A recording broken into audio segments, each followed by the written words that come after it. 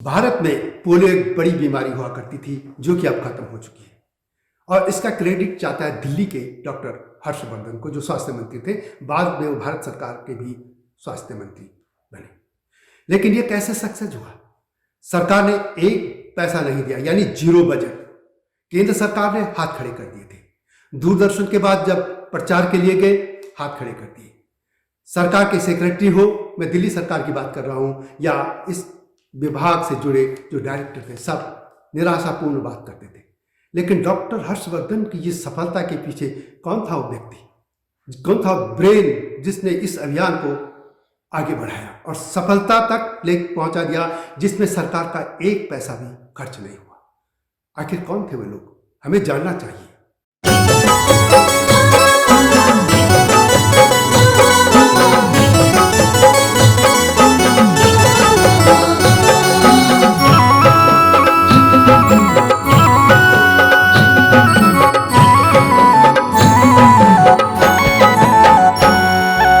जय हिमालय, जय भारत। संसार भर में हिमालय लोग यूट्यूब चैनल देख रहे हैं, आप सभी का स्वागत है। और मैं हूं भारत की राजधानी नई दिल्ली से डॉक्टर हरीशचंद्र लखेड़ा। तो आज मैं आपको उन्हीं व्यक्ति से आपको मिला रहा हूं। वो है प्रोफेसर डॉक्टर अशोक पुरी, जो कि इस समय आईसीई यूनिवर्सिटी के कुलपति हैं। इसके अलावा भारत के टॉप जो मैनेजमेंट के कॉलेज रहे हैं, उनके डायरेक्टर भी रहे हैं। और मुख्य तौर पर यह है कि जो भारत में पल्स पोलियो, पहले दिल्ली में और फिर भारत में पल्स पोलियो अभियान जो सफल हुआ था, वो ब्रेन जो था, या वो ब्रेन चाइल्ड जो था, ये कह सकते हैं, वो डॉक्टर प्रोफेसर पुरी का था। नमस्कार। आज हम बात करेंगे भारत में स्वास्थ्य के क्षेत्र में अब तक के सबसे सफल अभियान पल्स पोलियो के बारे में। सन 1994 की शुरुआत की बात है। डॉक्टर हर्षवर्धन दिल्ली के चुनाव में एमएलए बने और फिर स्वास्थ्य मंत्री का उनको जिम्मेदारी दिया गया। वो खुद एक डॉक्टर हैं और उन्हें बताया गया कि उस समय संसार के 100 से अधिक देशों से पोलियो बीमारी समूल नाश हो चुकी थी। और उससे पिछले साल में जो पोलियो के पूरे विश्व में केस हुए थे, उनमें से 50% से ज़्यादा केस भारत से हुए थे। और 100 देशों से अधिक देशों में पोलियो को समूल नष्ट करने का काम जो श्रेय जाता था, वो पल्स पोलियो अभियान का था, जिसमें 0 से 5 वर्ष तक के सभी बच्चों को एक ही दिन पोलियो की वैक्सीन की खुराक मुंह से देनी होती थी और इसको 2 महीने बाद रिपीट करना होता था। और उस समय ऐसा माना जाता था कि 3 साल तक इस प्रोग्राम को चलाने से पोलियो वायरस नष्ट हो जाता है और फिर दोबारा किसी को पोलियो की बीमारी नहीं होती।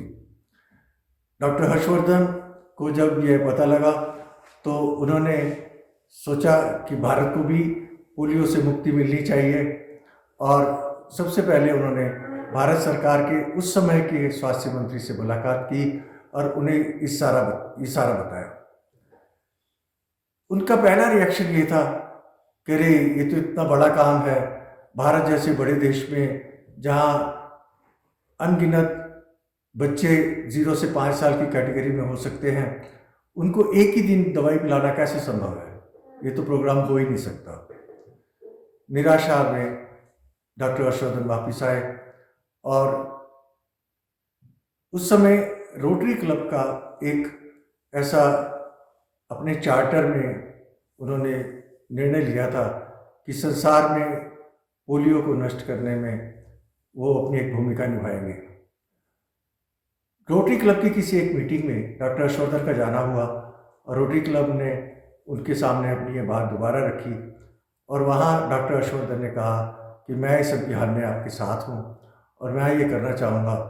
लेकिन उन्होंने बताया किस तरह से वो राष्ट्रीय मंत्री से मिले थे, लेकिन किसी तरह से उसकी सहमति नहीं बन पाई थी और उस समय राष्ट्रीय स्तर पर इस प्रोग्राम को लॉन्च नहीं किया जा सका। उस मीटिंग से जब वो वापस आए तो किसी और सिलसिले में उनसे मेरी मुलाकात हुई। मैं मैनेजमेंट का प्रोफेसर हूँ और मैनेजमेंट स्ट्रेटजी एक सब्जेक्ट है जिसमें हम ये निश्चित करते हैं कि किस तरह से काम करें तो उसमें सफलता मिलती है। उन्होंने मुझे इस अभियान के बारे में बताया और उन्होंने कहा कि मैं चाहता हूँ कि इस अभियान को लागू किया जाए।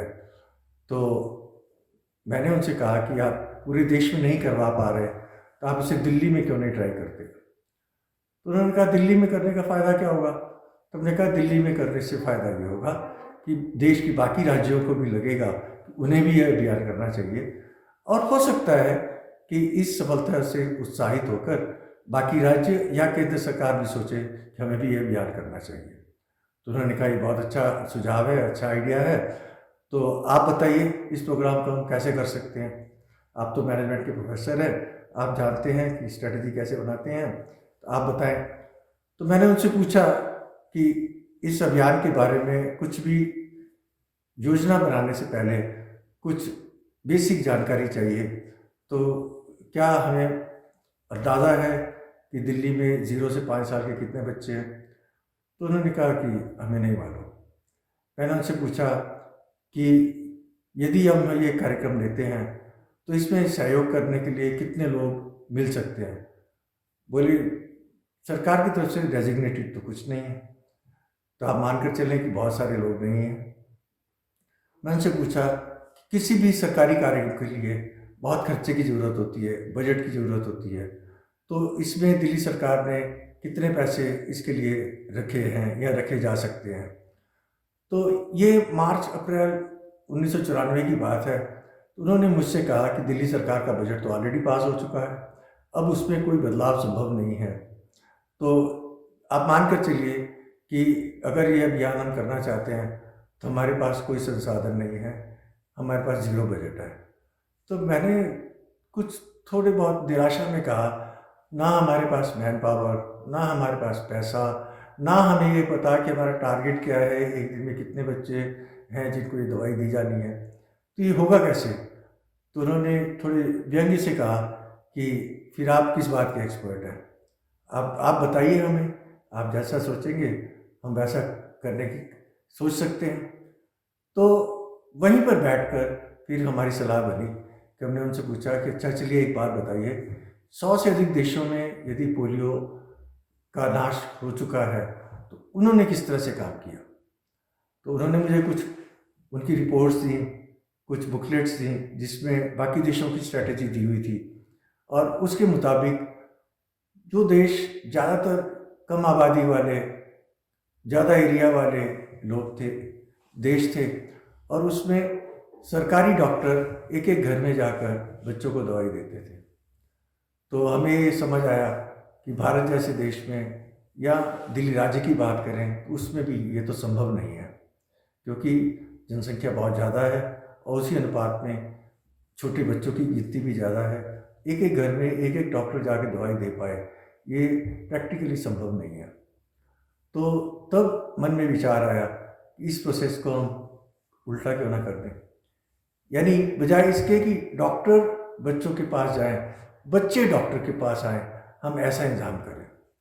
इसको देखते हुए हमने सोचा कि हम कुछ ऐसे सुविधा केंद्र बनाएंगे जहां पर पोलियो की दवाई देने का इंतजाम होगा।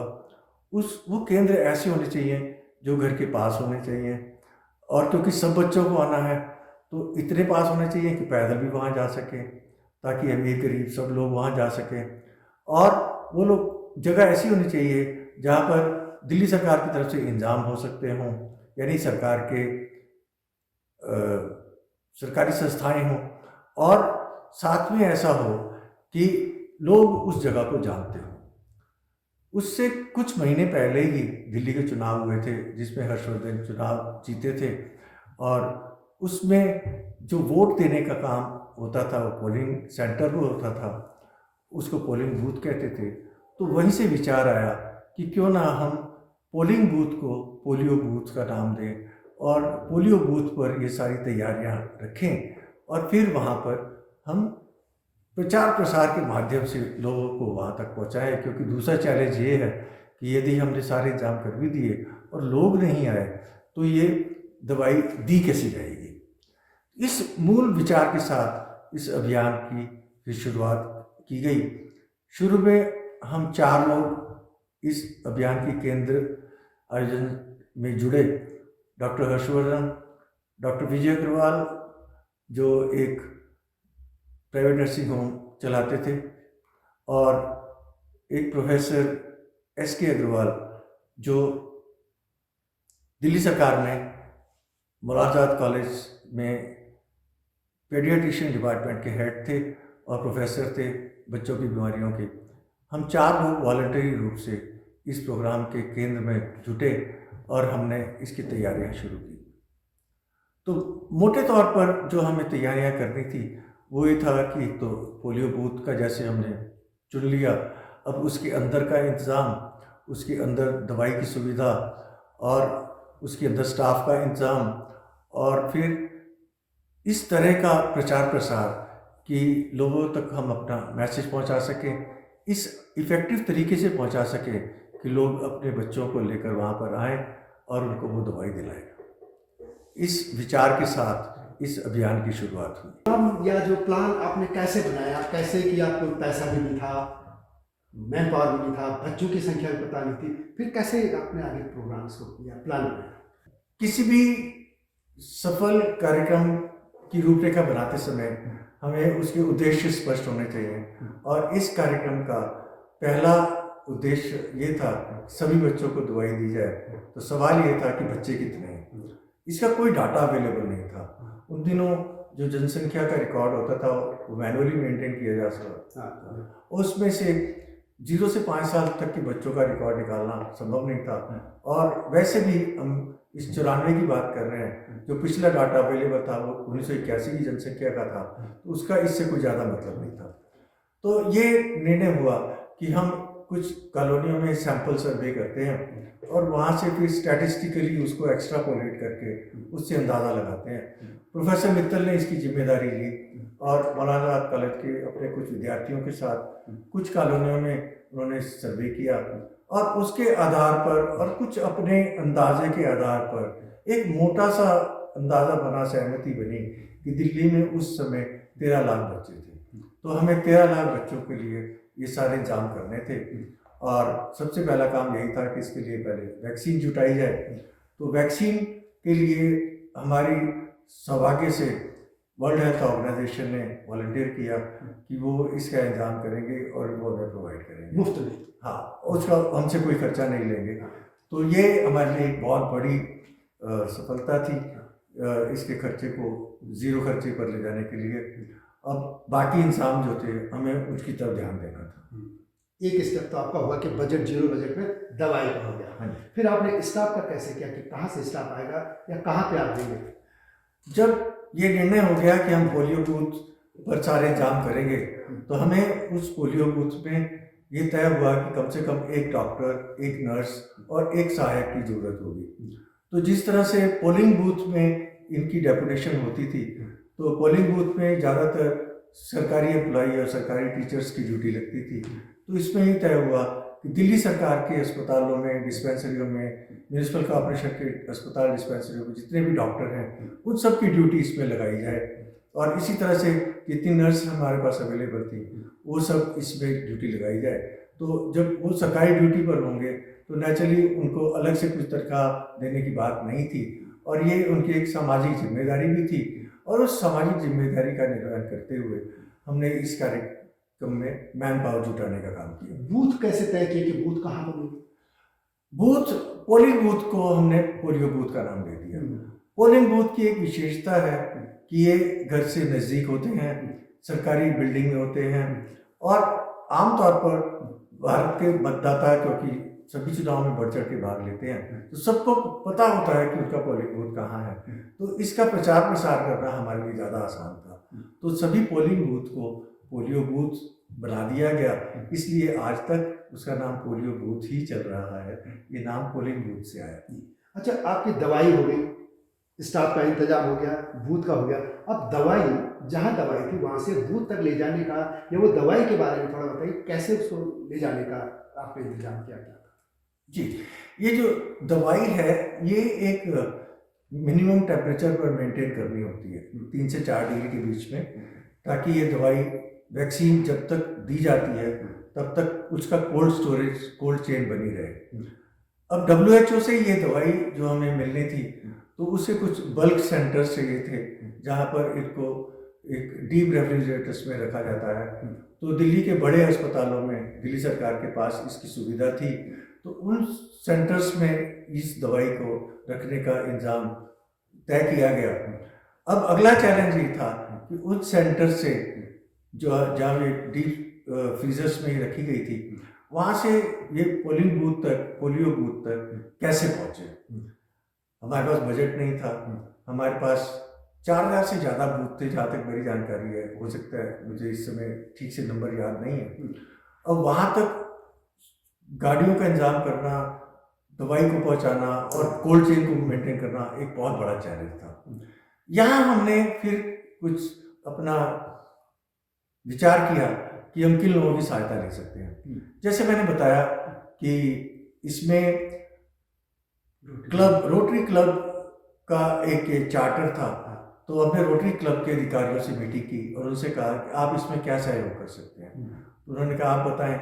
अब आप समझ सकते हैं रोटरी क्लब के मेंबर्स समाज के संपन्न इलाकों से आते हैं, उसका अपना एक अच्छा रहन सहन होता है, तो हमने अंदाज़ा लगाया उन सब के पास कारें भी हैं। तो हमने कहा क्या आप ऐसा कर सकते हैं कि आपके वॉलंटियर्स उस बल्क सेंटर पर सुबह सुबह रिपोर्ट करें, वहाँ से दवाइयों को एक थर्मस अपने घर से लाएं, उस थर्मस में बर्फ़ भर के लाएं और बर्फ़ के अंदर उसके अंदर जो उसकी वायल्स हैं, जो पोलियो की दवाइयाँ हैं, वैक्सीनेशन, वो लेकर पोलियो के सेंटर तक पहुँचाएं। और ना सिर्फ सेंटर तक पहुँचाएं बल्कि उसके बाद इसका जिम्मा लें कि अगर बीच में वो दवाई ख़त्म हो जाती है तो उनको उस बल्क सेंटर से ला कर देनी है।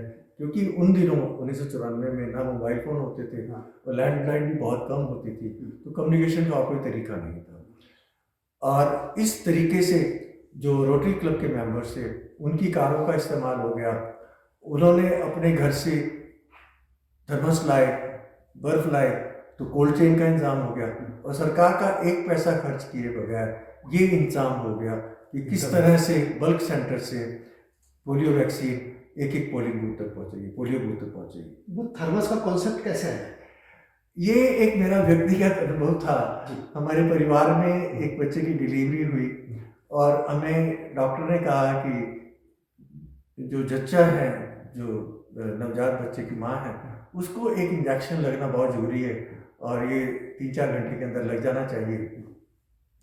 तो हमने पूछा वो इंजेक्शन कहाँ मिलेगा, तो बोले पूरी दिल्ली में एक ही जगह है जहाँ मिलेगा, सुपर बाज़ार की, उन्होंने कनाट प्लेस में होता था, उसकी अपनी एक केमिस्ट शॉप थी, सिर्फ उस केमिस्ट शॉप में मिलेगा। क्योंकि बहुत रेयर इंजेक्शन था, बहुत कम केसेस में वो लगाना होता था।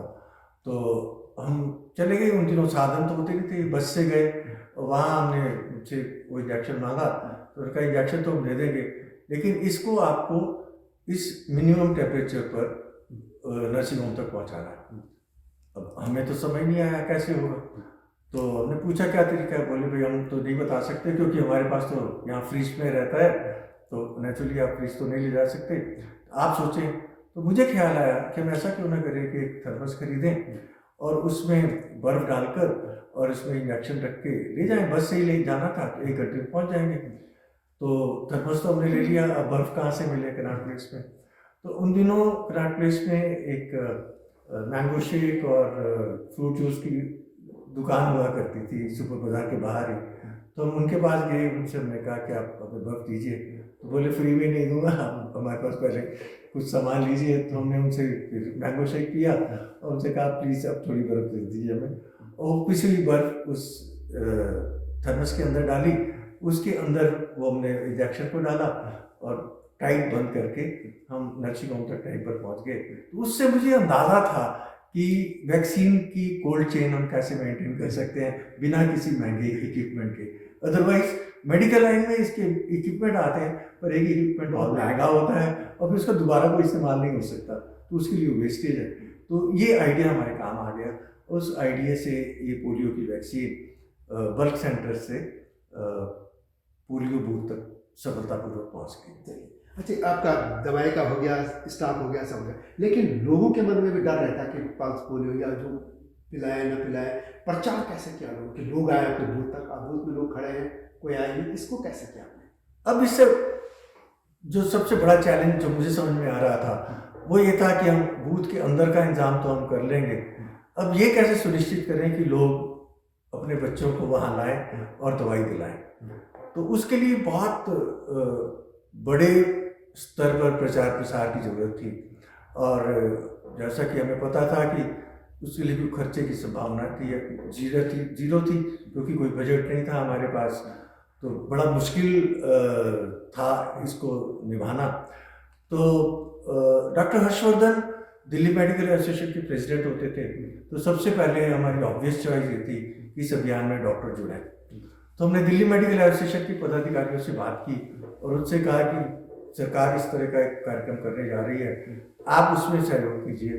तो आप अपने डॉक्टरों से कहिए कि अपने क्लिनिक में दिल्ली मेडिकल एसोसिएशन एक पोस्टर बनवाए जिसमें इस कार्यक्रम की जानकारी हो और उसमें लिखा हो कि आप अपने बच्चों को उस दिन पल्स पोलियो की दवाई जरूर दिलाएं, और इसको स्टिकर बनवाएं जो अब अपने अपने क्लिनिक के बाहर लगाएं, अस्पतालों में लगाएं, और अपनी तरफ से लोगों को इसके बारे में सलाह दें। जो भी मरीज उनके पास आए उनको बताएं, जो बच्चे दवाई लेने आए उनको बताएं कि आपको पल्स पोलियो की दवाई भी दिलानी है।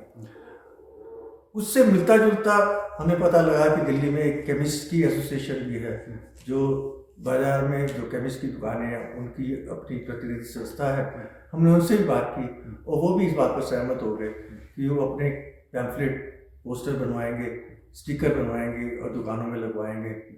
और उन्हीं दिनों हमें पता लगा कि पेट्रोल पंप के डीलर्स की एक मीटिंग सिविल सप्लाई मिनिस्टर के साथ होने वाली थी। तो उस मीटिंग में हम गए और हमने उनसे बताया कि इस तरह से हम एक प्रोग्राम करने जा रहे हैं जो सामाजिक फ़ायदे के लिए है, सबको उससे फ़ायदा होगा, उसमें हमें आपका सहयोग चाहिए। तो उन्होंने पूछा हम क्या सहयोग कर सकते हैं, हम तो पेट्रोल में डील करते हैं। तो हमने कहा आप अपने अपने पेट्रोल पंप में एक बैनर लगवाइए, हो सके 2 बैनर लगवाइए जिसमें इस प्रोग्राम की जानकारी हो और आपकी तरफ से अपील हो कि लोग अपने बच्चों को पल्स पोलियो की दवाई दिलाने पोलियो सेंटर में जाएं। वो इस बात पर खुशी से सहमत हो गए और इस तरह से दिल्ली के सभी पेट्रोल पंपों पर बैनर लग गए। उसी मीटिंग के दौरान हमें पता लगा उन दिनों दिल्ली में राशन कार्ड पर चीनी और गेहूं और चावल मिलते थे और लगभग सभी लोग सरकार की दुकानों से राशन लेते थे क्योंकि चीनी खुले बाजार में मिलती नहीं थी। तो इस तरह से एक राशन डीलर्स की भी मीटिंग सिविल सप्लाई मिनिस्टर के साथ होने वाली थी। उस मीटिंग में हमने गए और हमने कहा कि हमें ये जो राशन के डीलर्स हैं इनकी भी मदद चाहिए। तो उन्होंने पूछा हम क्या मदद कर सकते हैं।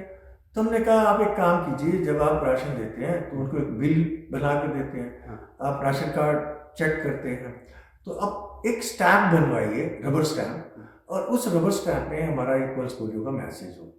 तो इस मैसेज को आपने राशन कार्ड पर एक लगा देना है क्योंकि राशन कार्ड तो हर बार इस्तेमाल होगा, तो हर बार पढ़ा जाएगा, और जो आप बिल या रसीद काटेंगे उसके ऊपर भी उसकी स्टैम्प लगा दें। इस तरह से हर घर में ये मैसेज चला जाएगा।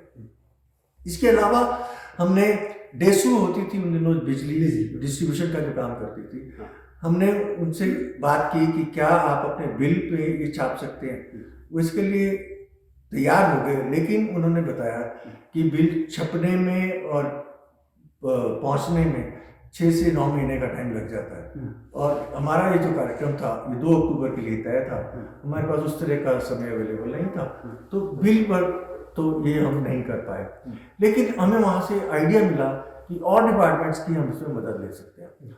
उन दिनों सिर्फ लैंडलाइन टेलीफोन होते थे, और लैंडलाइन टेलीफोन पर उस साल का जो नया साल था यानी जो 1 जनवरी थी, टेलीफोन डिपार्टमेंट ने एक ऐसा इंतजाम किया था कि जब रिसीवर उठाओ लैंडलाइन का तो उसमें आता था आपको नव वर्ष की शुभकामनाएं, एक टेप रिकॉर्डेड मैसेज था।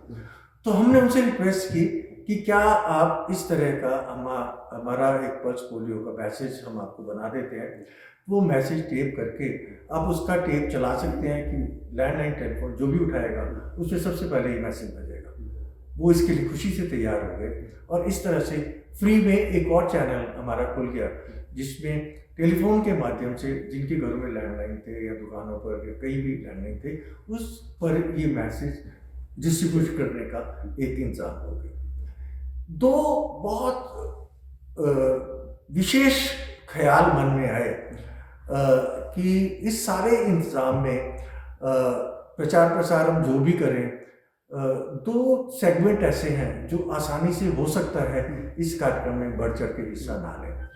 एक हिस्सा था जो बहुत गरीब झुग्गी बस्तियों में रहने वाले अनपढ़ लोग, डेली मजदूरी करने वाले लोग, वो सोचे कि कौन अपना दिन खराब करे, दिहाड़ी खराब करे, काम को छोड़े, क्यों जाएं हम, हमें क्या ज़रूरत है। और दूसरा तबका था जो परिवार दिल्ली के संपन्न इलाके में रहने वाले लोग थे। वो कहें कि हमने तो सारी वैक्सीन दिला रखी है, हम बच्चों का सारा ख्याल रखते हैं, हमें क्या जरूरत है सरकारी वैक्सीन दिलाने की। इन दोनों सेगमेंट को टैकल करना जरूरी था, अलग अलग तरीकों से, अलग अलग तरीकों उसके बारे में लगाने की जरूरत थी। तो पहले सेगमेंट के लिए हमारे मन में विचार आया कि अगर ऐसा हो जाए कि हर एक कॉलोनी में बीट कांस्टेबल होता है, पुलिस वैन होता है जिसकी ड्यूटी होती है उस इलाके की सुरक्षा की, तो अगर बीट कांस्टेबल जाके लोगों के घरों में कहे कि अपने बच्चों को आपने वैक्सीन दिलाई या नहीं दिलाई, नहीं दिलाई तो भी दिलाइए, तो लोग पुलिस को आमतौर पर सरकार का प्रतिनिधि मानते हैं, उसकी बात भी मानते हैं। और ऐसी बस्तियों में पुलिस को लेकर थोड़ा सा डर का माहौल भी होता है। तो हमें लगा कि ये एक इफेक्टिव तरीका हो सकता है। तो हम उस समय के पुलिस कमिश्नर से मिले, उनसे हमने कहा कि क्या आप ऐसा कुछ कर सकते हैं। तो उन्होंने कहा हम ये तो नहीं कर सकते क्योंकि इसमें बहुत सारे और भी फैक्टर्स हैं जिनके बारे में सोचना पड़ेगा, पर हम पुलिस की इमेज बदलना चाहते हैं। हम दिल से चाहते हैं कि पुलिस को लोग मित्र समझें, पुलिस को अपना वेलविशर समझें। तो अगर आपको एतराज़ ना हो तो हम ऐसा कर सकते हैं, दिल्ली पुलिस की तरफ से दिल्ली की अखबारों में इश्तहार दे सकते हैं जिसमें हम लोगों से अपील करेंगे कि वो पल्स पोलियो की खुराक दिलवाएं। हमारे लिए बहुत खुशी की बात थी क्योंकि हम अपने बजट में कोई भी इश्तहार नहीं दे पा रहे थे, हमारा बजट था ही नहीं। तो पुलिस से ही हमें एक बहुत बड़ा सहयोग मिला। तो उन्होंने कहा कि आप हमें मैटर दे दीजिए और हम अपने एजेंसी से करवा कर एडवर्टाइजमेंट इसकी रिलीज करवा देंगे। एक उन्होंने और अच्छा सुझाव दिया, उन्होंने कहा हम एक और सहयोग आपके लिए कर सकते हैं कि जो आपके बल्क सेंटर हैं वहाँ से जो पोलियो बूथ हैं, अगर पोलियो बूथ में दवाई खत्म हो जाए तो उनको कैसे पता लगेगा बल्क सेंटर में कि उनको दवाई भेजनी है। और अगर वहाँ से व्यक्ति जाएगा और आएगा तो उसमें 2 बार का समय नष्ट होगा, तो डिले हो जाएगा। तो हम एक काम कर सकते हैं कि जो दिल्ली पुलिस का वायरलेस सिस्टम है उस सिस्टम को हम पल्स पोलियो वाले दिन आपके लिए डेडिकेट कर देंगे, उसमें जोड़ देंगे। तो करना क्या है कि पोलियो बूथ पर जब भी दवाई खत्म होने वाली हो उससे थोड़ा पहले सबको अंदाज़ा हो जाएगा, तो किसी भी पुलिस मैन को फ़ोन करते या 100 नंबर पर फ़ोन करते तो वो सिस्टम में हमारे इस बल्क सेंटर पर मैसेज चला जाएगा। और वहाँ से अगर कुछ लोग रिजर्व में रहेंगे जो हमने रोटी ड्रिल के साथ इंतजाम किया था, तो वो वहाँ से दवाई लेके तुरंत पोलियो बूथ तक चले जाएंगे। तो ये हमारे लिए बहुत बड़ा कम्युनिकेशन का सहयोग हमें पुलिस विभाग से मिला। और भी आने लगे थे छोटे वीडियो चैनल, तो बड़े पैमाने पर इसके प्रचार के लिए क्या आपकी रणनीति थी? तो प्रचार प्रसार में टेलीविज़न की भूमिका सबसे बड़ी भूमिका है और वो हर घर में मैसेज जाता है। हालांकि सब घरों में तब टेलीविज़न नहीं होते थे, पर फिर भी टेलीविज़न पर प्रचार जरूरी था। तो इसी को ध्यान में रखते हुए हम टेलीविज़न के जो महानिदेशक थे उनसे मंत्री डॉक्टर हर्षवर्धन मिले और उनको बताया इस प्रोग्राम के बारे में, और उनसे कहा कि हम चाहते हैं कि टेलीविज़न पर इसका प्रचार हो। तो हमारे लिए बड़ी चौंकने वाली बात थी जब उन्होंने कहा कि अच्छा ये इसकी इतनी बार उसको दिखाया जाएगा और ये इसकी एडवर्टाइजमेंट बनेगी, इसकी सारी प्रोडक्शन कॉस्ट जो है वो आप देखेंगे, और ये प्रचार प्रसार के लिए इसकी कुछ फीस लगेगी और वो फीस आपको लाखों में थी उस समय, वो आपको एडवांस में जमा करनी पड़ेगी। तो हमने कहा हमारे पास पैसे ही नहीं है, जीरो बजट है, और जो सरकार का कार्यक्रम है और दूरदर्शन भी सरकारी चैनल है, तो इसका तो ऐसा होना नहीं चाहिए। बोले नहीं, इसके बगैर हम नहीं कर सकते। तो बड़ी निराशा के साथ हम वहाँ से लौट आए और मन में बड़ी दुविधा हो गई कि टेलीविज़न के बगैर कैसे हो। तभी हमें ख्याल आया कि जी टेलीविज़न तब नया नया शुरू हुआ था और जी टेलीविज़न सैटेलाइट के माध्यम से, केबल से संपन्न इलाकों में कम से कम जाना शुरू हो चुका था। तो हमने सोचा कि क्यों ना हम कोशिश करें, अगर हम जी टेलीविज़न वालों से बात करें और वो इसके लिए सहमत हो जाए। तब उनसे जाकर मिले, हमने उन्हें सारा प्रोग्राम बताया और उनसे कहा कि हम इस तरह से चाहते हैं कि जी टेलीविज़न पर इसका प्रचार हो। तो उन्होंने कहा भी हमारे जी टेलीविज़न का सिग्नल तो 54 देशों में जाता है और आपका तो सिर्फ दिल्ली स्टेट का प्रोग्राम है, तो आपके प्रोग्राम का दिखाने का क्या फ़ायदा? दिल्ली तो उसका बहुत छोटा सेगमेंट है। तो हमने कहा कि देखिए, एक तो बात यह कि जी टेलीविज़न जिस भी घर में है दिल्ली में, उसमें तो ये मैसेज जाएगा ना, तो हमारे लिए वो काफ़ी है। दूसरा, जी टेलीविज़न हमारी समझ में भारतीय लोग देखते हैं दूसरे देशों में। अब उनको भी जब ये पता लगेगा तो उन्हें कितनी खुशी होगी कि देश में किस तरह का एक अच्छा काम हो रहा है और आप करेंगे तो आपको भी अच्छा लगेगा। जब हम उनसे बात कर रहे थे तो वो बड़े अधिकारी थे, मालिकों में से एक थे। हमने देखा उनकी आंखों में से आंसू निकल रहे थे, समझ नहीं पाए।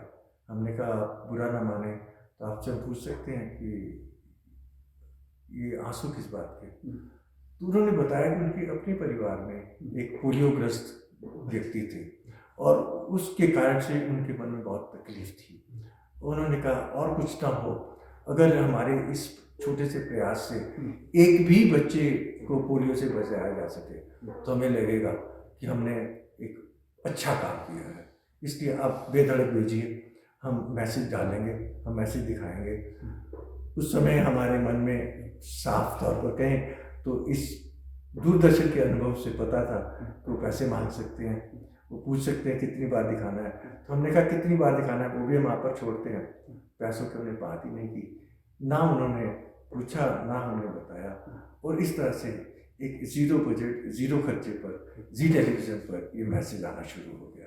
लेकिन मुझे याद है बाद में दूरदर्शन पर कोई आया था, उसकी क्या कहानी है? जी, जैसे ही जी टेलीविज़न पर इसके वीडियो क्लिप एडवर्टाइजमेंट के तौर पर आने शुरू हुए तो दूरदर्शन से हमें बुलावा आया कि उसके डायरेक्टर जनरल मिलना चाहते हैं। हमारे मंत्री जी गए मिलने तो उन्होंने कहा कि सर आप अपना इस जो भी आपके मैसेज हैं उसकी सीडी में भेजिए। कहिए आप तो पैसे मांग रहे हैं, पैसे तो है नहीं हमारे पास।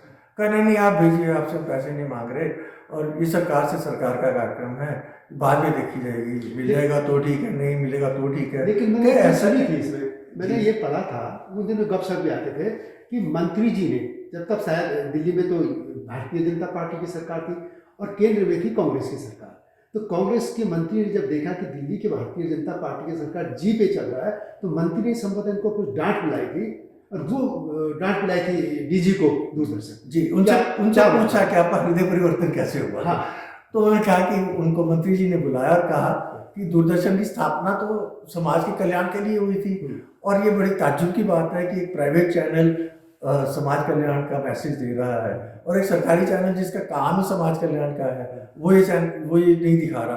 आप तुरंत इसका इंतजाम कीजिए, दिखाइए। तो तभी हमने आपसे बात की है और इस तरह से जो एक निराशामय माहौल से हमने जी टेलीविज़न पर ही शुरू किया था उसका फ़ायदा हुआ कि वो दूरदर्शन पर भी आना शुरू हो गया। अच्छा, इसमें फिर बाद में कुछ हीरो हीरोइन भी आने लगे थे, वो क्या था कि जो हीरो हीरोइन में कुछ संदेश दिए थे, वो क्या कैसे हुआ?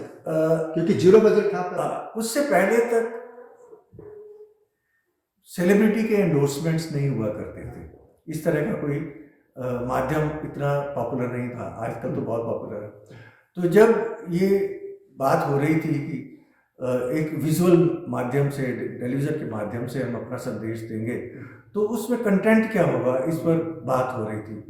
तो बहुत सारे सुझाव, जो डॉक्टरों के सुझाव खास तौर पर इस तरह के थे कि हम उनको बताएं कि अगर वो दवाई नहीं दिलाएंगे तो बच्चा क्रिपल हो जाएगा, पूरी ज़िंदगी घिसट घिसट कर चलेगा, या उसको बीमारी में तकलीफ होगी, वो तकलीफ होगी। तो मेरा स्पष्ट मानना था कि जो ये मैसेज है ये पॉजिटिव होने चाहिए, एक अच्छी इमेज वाले होने चाहिए और हम इसमें से नेगेटिव बातों को दूर रखें और हम लोगों से ये कहें कि आप अपने बच्चों को पल्स पोलियो की दवाई दिलाएं, सिर्फ इसलिए क्योंकि सेलिब्रिटी कह रहे हैं। उसमें तो कई स्लोगन थे, वो स्लोगन कैसे आपके पास आए? जी, तो हमारे इस कोर टीम ने प्रोफेसर डॉक्टर विजय अग्रवाल, जो मैंने बताया एक नर्सिंग होम चलाते थे, उन्होंने वॉलंटियर किया कि वो बॉम्बे में कुछ लोगों को जानते थे, वो जाएंगे और जिन लोगों को भी उनसे मुलाकात हो सकेगी उनके मैसेज रिकॉर्ड करेंगे, जिसमें अपील होगी कि लोग अपने बच्चों को लेकर जाएं और पल्स पोलियो की दवाई दिलाएं। तो मैं उन दिनों एक देश के प्रतिष्ठित इंस्टीट्यूट में प्रोफेसर था, तो मेरे पास उनका फ़ोन आया कि बस 4-5 घंटे बाद मेरी फ़्लाइट है, मैं बॉम्बे जा रहा हूँ और मैं एक फ़ोटोग्राफ़र को साथ लेकर अलग अलग स्टूडियो में घूमूंगा, जहाँ जो भी मुझे सेलिब्रिटी एक्टर मिल जाएंगे मैं उनके मैसेज रिकॉर्ड कर लूँगा, लेकिन वो बोलेंगे क्या, आप मेरी उसमें मदद कीजिए। तो मैंने अपने MBA के सेकेंड ईयर के स्टूडेंट्स को इकट्ठा किया और उनको बताया कि ये प्रोग्राम है, और उनसे कहा कि आप अपनी मर्जी के जो भी आपके फेवरेट एक्टर एक्ट्रेसेस हैं उनका नाम लिखिए और उनके नीचे लिखिए जो उनके लिए एक विशेष मैसेज उनकी तरफ से हो सकता है, उनके शब्दों में हो सकता है, आपकी भाषा में हो सकता है, वो मैसेज लिख के दीजिए। और चैलेंज ये सब काम हमें 1.5-2 घंटे में करना है। तो उन्होंने वो बहुत सारे मैसेज लिख कर दिए, मेरे पास पढ़ने का भी समय नहीं था और उसको एक फाइल में मैंने डाला और जाकर डॉक्टर विजय अग्रवाल को एयरपोर्ट पर दे दिया। उनसे कहा आप रास्ते में पढ़ते जाइए, आपको इनमें से जो मैसेज ठीक लगे उनको आप रिकॉर्ड कर लीजिए और इनमें जो सेलिब्रिटी मिल जाए आप उनको दे दीजिए, ना भी मिले तो मिक्स एंड मैच करके आप उनसे ये कहलवा दीजिए। तो मुझे अभी भी याद है कि उसमें जो पहले दौर की उन्होंने रिकॉर्डिंग की थी, तो उसमें करिश्मा कपूर थी, उसमें अक्षय कुमार थे, उसमें अनुपम खेर थे, एक मनोहर दीपक वो हुआ करते थे टेलीविजन के आर्टिस्ट, वो थे, उन सब के ये मैसेज वो रिकॉर्ड करके लाए थे। और अक्षय कुमार का मैसेज मुझे अभी भी याद है, उनकी वो फिल्म का एक डायलॉग था, तू तीज बढ़िया मस्त मस्त गाना था, तो उस पर हमारे स्टूडेंट ने एक स्लोगन लिख कर दिया था कि अपने बच्चे को पल्स पोलियो की दवाई जरूर दिलाएं, उससे उसकी ज़िंदगी भी मस्त मस्त हो जाएगी, और ये बहुत पॉपुलर हुआ था। तो इस तरह से ये हमारे मैसेज रिकॉर्ड हुए थे। हमने किसी सेलिब्रिटी को कोई पैसा नहीं दिया था, कोई एंडोर्समेंट नहीं किया की बनी नहीं थी, और ये भारत में एक तरह से हेल्थ सेक्टर में एंडोर्समेंट के चैनल का, एंडोर्समेंट के माध्यम की शुरुआत थी, और फ्री थी, ये भी 0 बजट में हुई थी, और दूरदर्शन ने और ZTV ने इसको खूब चलाया था, तो घर घर हमारा मैसेज पहुंचा था। तो आपका 0 बजट में काफ़ी इंतजाम हो गए थे। अब जिस दिन पल्स पोलियो का पहली डोज दी थी, उसके बाद तो लंबा सिलसिला होता है, उस दिन कितना हुआ? बच्चे जो 13 लाख आप बताए थे कितने थे? जी, एक हमें लगा कि हम कुछ सेलिब्रिटीज़ को अप्रोच करें और उनसे कहें कि वो अलग अलग पोलियो बूथ में जाएं और बच्चों को खुद दवाई पिलाएं।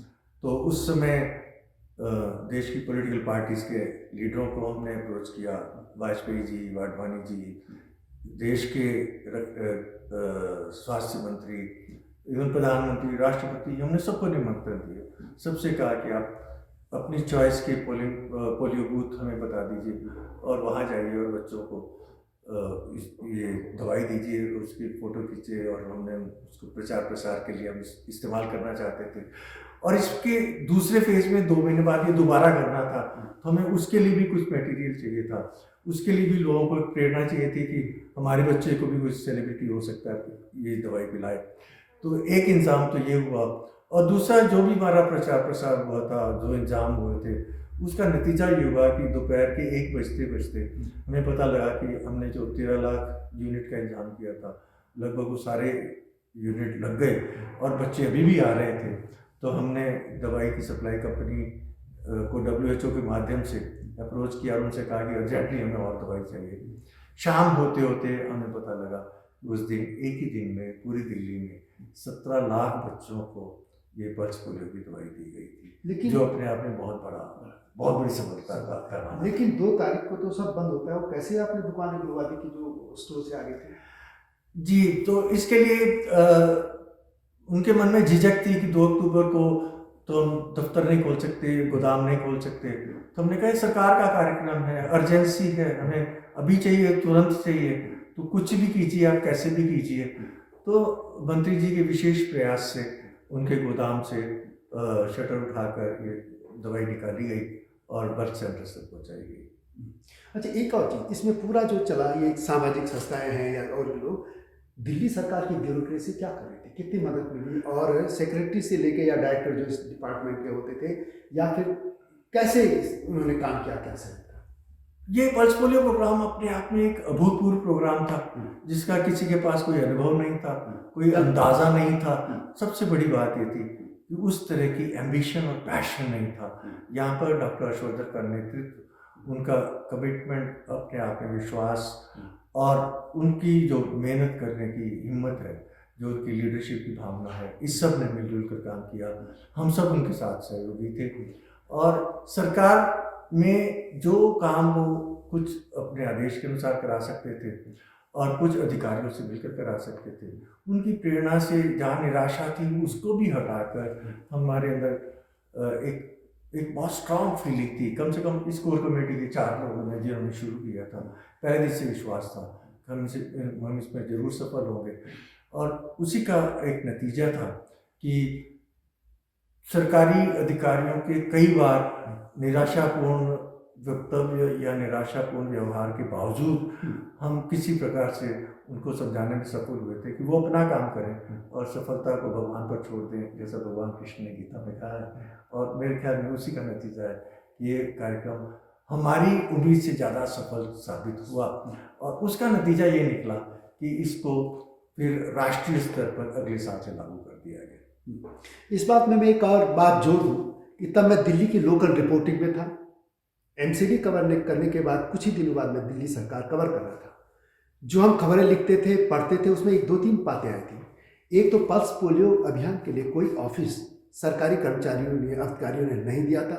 सेक्रेटरी हो या इस डिपार्टमेंट के जो बीमारी है उसका जो अलग इस तरह की बीमारियाँ होती है, जो उन्होंने डायरेक्टर साहब को एक बहुत लंबा चौड़ा ऑफिस था, अपना ऑफिस का एक छोटी जगह नहीं दी थी, लेकिन फिर भी लोग काम करते रहे। यानी सरकारी, मैं अपनी तरफ से कह रहा हूँ कि मैंने पढ़ी थी, ये खबर है कि इन्होंने कोई सपोर्ट उस तरीके से, निराशाजनक बातें करते थे जैसे कि प्रशासनिक या सरकारी अफसर करते हैं, लेकिन फिर भी अभियान सफल हुआ और पूरे विश्व में सफल हुआ था। जो लोग थे इसमें उनको कुछ सम्मानित या कुछ किया गया।